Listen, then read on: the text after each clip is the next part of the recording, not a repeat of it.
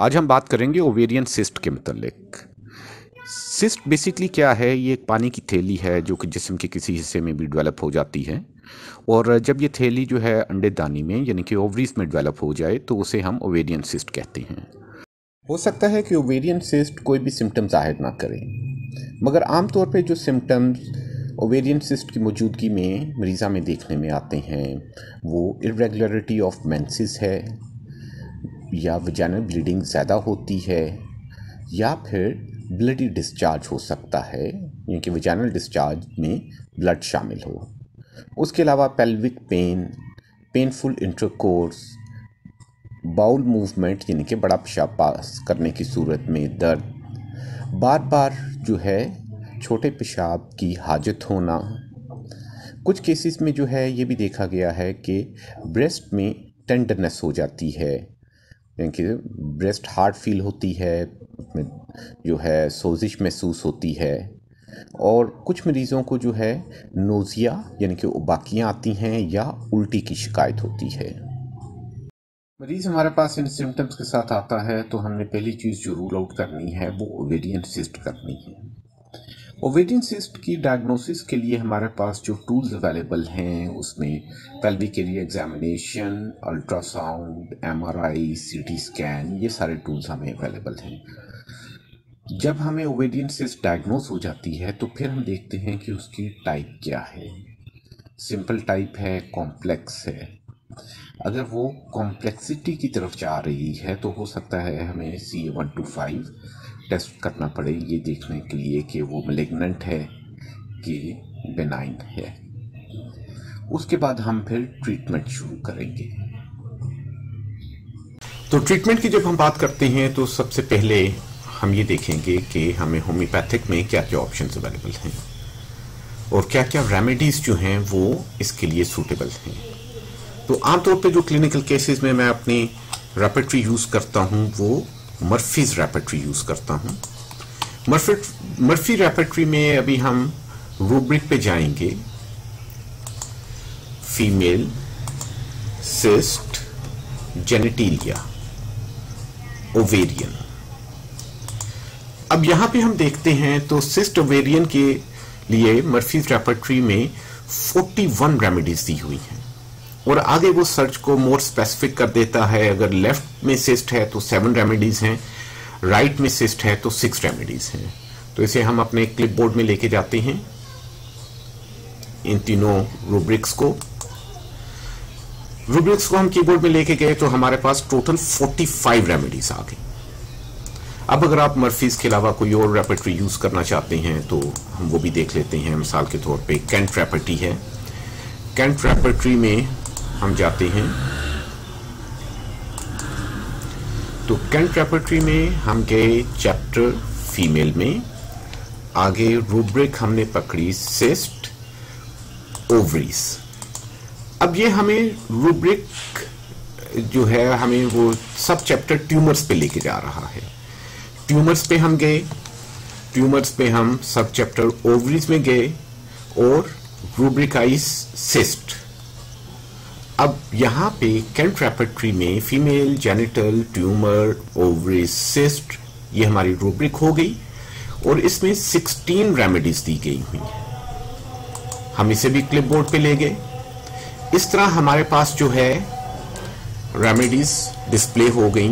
45 total remedies हैं जिसमें एपिसमेलियस, thuja, लैक्टोसिस and so on. अभी हमने पेशेंट के इंडिविजुअल सिम्टम्स को देखते हुए इन 45 रेमेडीज में से रेमेडी सिलेक्ट करनी है। मेरी प्रैक्टिस के एक्सपीरियंस में ये चीज़ सामने आई है कि हर तरह की सिस्ट जो है वो होम्योपैथिक मेडिसिन के ज़रिए ठीक हो सकती है। अभी हम एक केस स्टडी डिस्कस करेंगे। मेरे पास एक पेशेंट आई, पेशेंट का नाम प्राइवेसी के लिए मैं पेशेंट ABCD के नाम से इसे बुलाऊंगा। उसकी एज जो है 28 ईयर्स थी, फीमेल, मैरिटल स्टेटस उसका मैरिड था।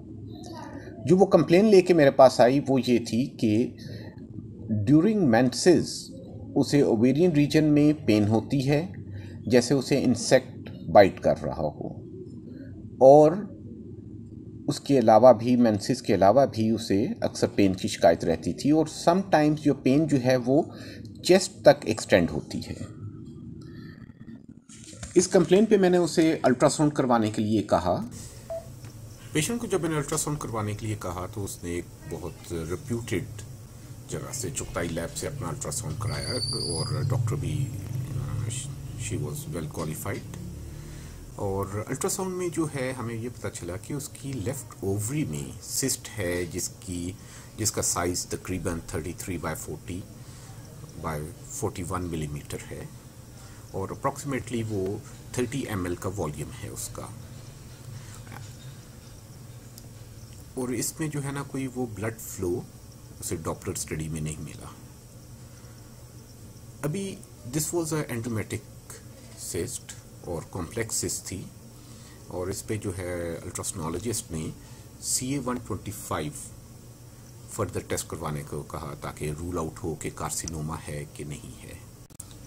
फर्दर इन्वेस्टिगेशन CA-125 करवाने की निस्बत मैंने ट्रीटमेंट जो है वो शुरू करना बेहतर समझा।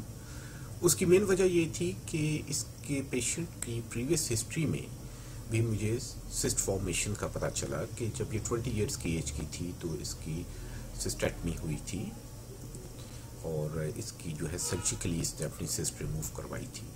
सो आई डिसाइडेड कि इंस्टेड ऑफ इट कि हम फर्दर डायग्नोस्ट की तरफ जाएं, डायग्नोस्टिक टूल्स को इस्तेमाल करें, इमीडिएटली हम पेशेंट का ट्रीटमेंट शुरू करें और साथ में अगर इम्प्रूवमेंट ना हो तो हम थ्रू अल्ट्रासाउंड सिस्ट का वॉल्यूम को चेक कर लें कि वो बढ़ तो नहीं रहा, कम हो रहा है कि नहीं हो रहा, और अगर क्लिनिकली पेशेंट इम्प्रूव करे तो we continue with the treatment.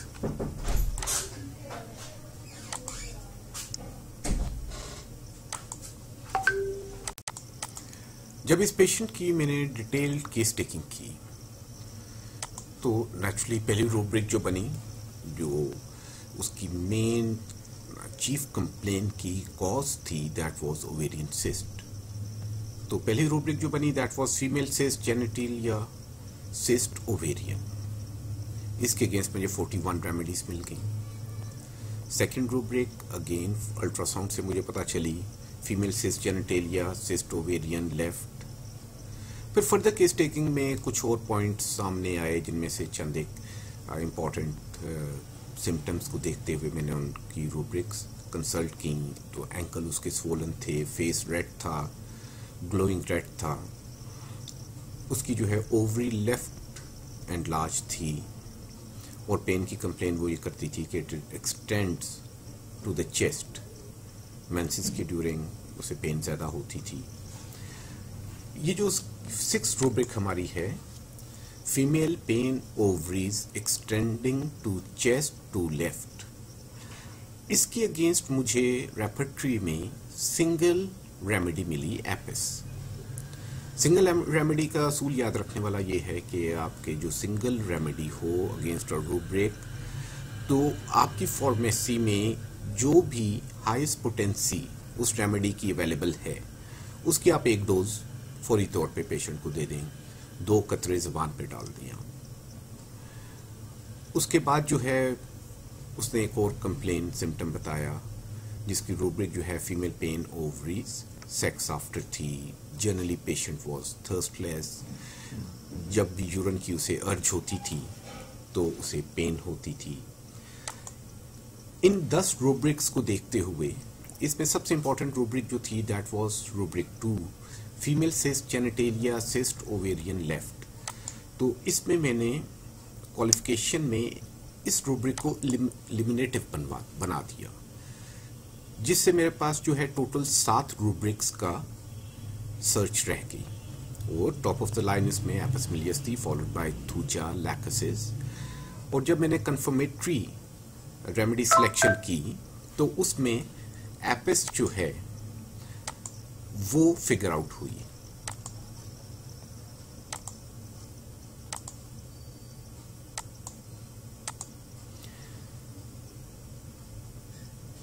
बहुत सारे सिम्टम्स जो हैं एपिस के पेशेंट में मुझे मिले। इरिटेबल थी, कोलसम थी, बिजी रहती थी, खाम में अपने लिए काम ढूंढती थी, रेस्टलेस रहती थी, ठीक है। उसके फियर्स में बर्ड का और अंधेरे का फियर सामने फिगर आउट हुआ।